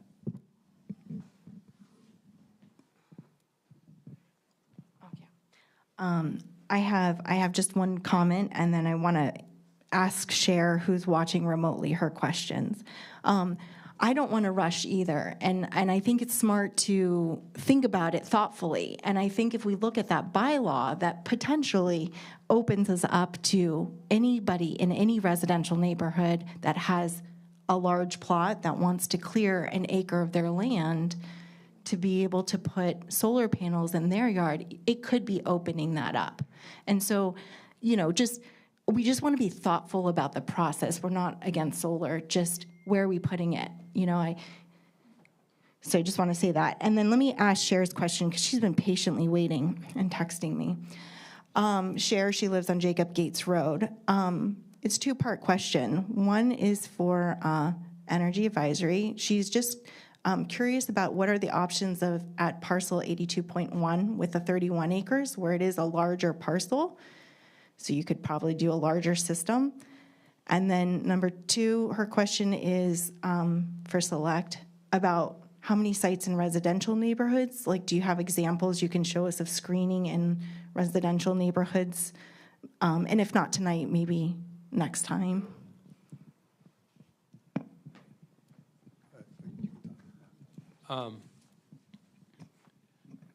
So I don't know. I can say we've done 600 plus projects in Massachusetts, and a lot of those are at municipalities, and neighbors would abut many of those parcels. I don't exactly know, but that's kind of a high level answer. For the additional parcel, my understanding is that could be considered for a different system. Eve, I don't know if you remember how that parcel was added to this bylaw. The background. I'm really sorry. It's a planning board question, and I don't have that answer, but I can forward it onto the planning board and hopefully have it at our next meeting, which we should probably announce now as I'm just noticing coming to the end of our time. Right. Okay, I just wanted to go to the next item on the bylaw, which we didn't get to, but we talked about the setbacks and buffers, and then the next item was about the noise level of the property line. This was originally specifying originally a specific dB, I think it was 60 dB. Then it was presented as 60 dB or 10 dB over ambient. And then that was removed. And the reason is because this CMR 710 refers to a noise policy, and that allows for the noise policy to change, and then this specification would reflect the latest noise policy. It's still the noise policy currently says 10 dB over ambient. They're talking about this year modifying that noise policy, so that's the background. Any questions?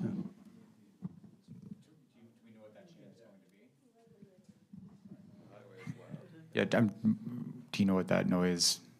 This issue of the changing the noise policy just came out this month, so it's under discussion, but they're talking about addressing some of the inconsistencies or ambiguities in the noise policy, and I don't know where that's going to end up, but I think a lot of it had to do with different requirements for different areas, that some have low ambient noise, some have high ambient noise, and so that makes it challenging for certain projects depending on where they're located. But Okay, so it's not a change to make room for this project, which might be significantly louder. No. It would that they're talking about changing it to make.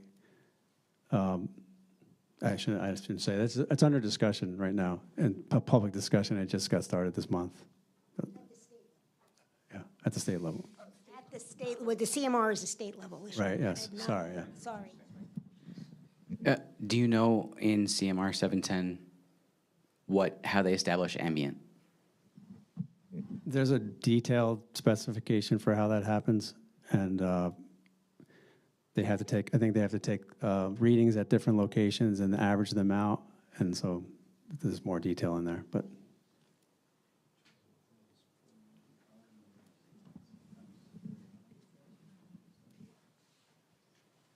The next item, in addition to the setback condition about screening, and it's also part of the standard, which is to have this fencing or screening as required by the planning board for substantial year-round masking, which there probably needs to be more detail around that, at least in the site plan review, about what that means and how that can be accomplished. But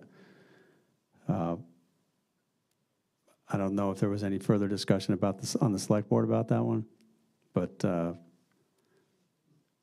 as you pointed out, there would have to be evergreen to be able to have year-round masking or some kind of fence.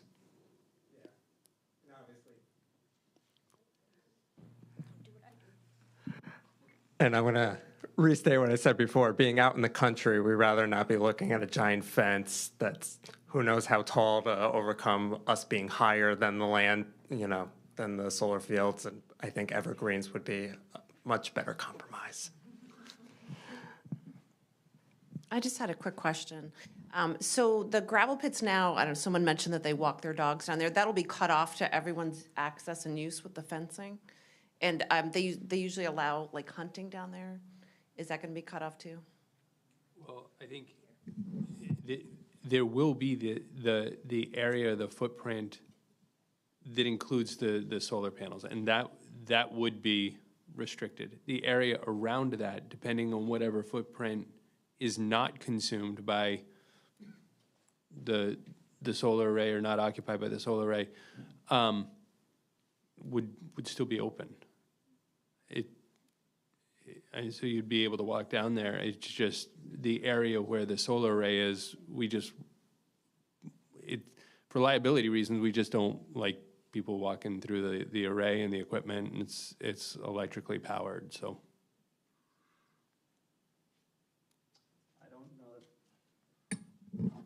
I think that covered the changes that were recently discussed on the bylaw. Was there any other questions on the bylaw? Is there anyone that hasn't spoken yet? Perfect.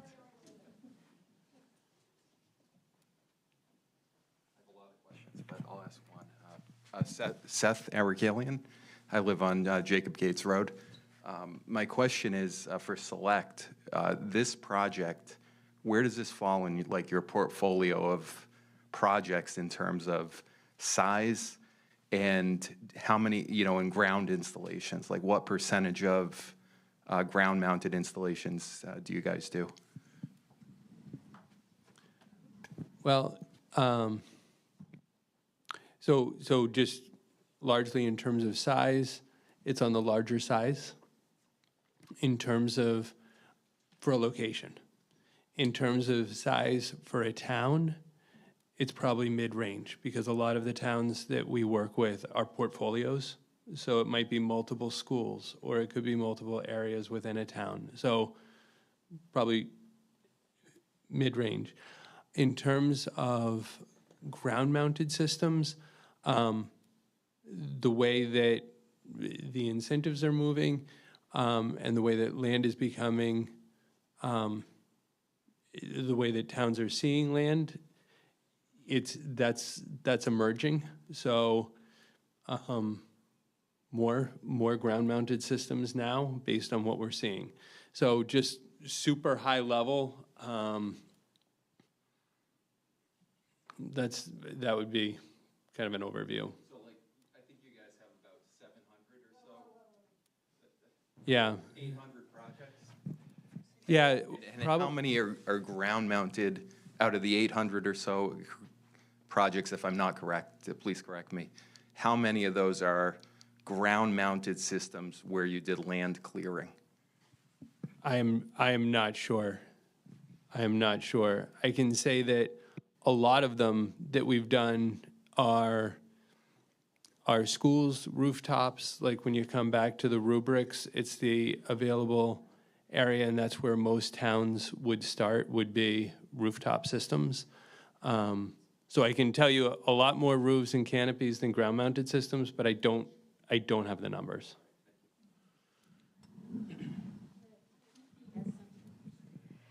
I know we need to wrap up in part because this building gets closed up. I wanted to clarify one point. There was a question about the impact on energy bills, and I just wanted to clarify that the intent of this project is to provide energy for municipal buildings in town, both currently and for what we're projecting as we continue to electrify the buildings in town. So it would impact our costs via our property taxes that we pay in order to pay for the expenses in town. So it would not have any impact on our individual electricity bills at all. I also know that Ellen wants to make one final announcement to circle back to where we started. And, you know, I don't know if you want to wrap up entirely because we kind of have a deadline to get out of here, but I certainly wanted to thank everybody for coming and both providing input and asking questions that I think will really help inform the thinking and decision-making as we continue down this road. So I know some of the questions have really expressed some serious concerns, and I appreciate them being voiced, and I'm glad I had an opportunity to be here and hear them, and we'll be bringing them back to the select board. So as we wrap up, and I don't know if you guys want to say, I am saying, I hear in this room that everybody likes solar, and I'm glad to hear that. Maybe this is or isn't the best approach. I think what Eve said is correct. We're all trying to take this in. But if you believe in it, we have 3 students from the Bromfield School who really believe in it. And just think, the kids in the Bromfield School were born in this century. They will live to 2100. Think about the climate impact in 2100. So if you're interested in solar, support the students and come hear what they've learned. Come see the vendors that are there. Come see the solar coaches that we have in town and start thinking about it on your homes. That's my plug tonight because I've been working with these students for 6 months and they really deserve to be heard. And thank you all for coming and for the excellent feedback. Well thought out, very challenging questions that we need to get the answers to if we haven't already. There is a sign-up sheet here if you want to make sure you get a copy of the link to the materials. Thank you.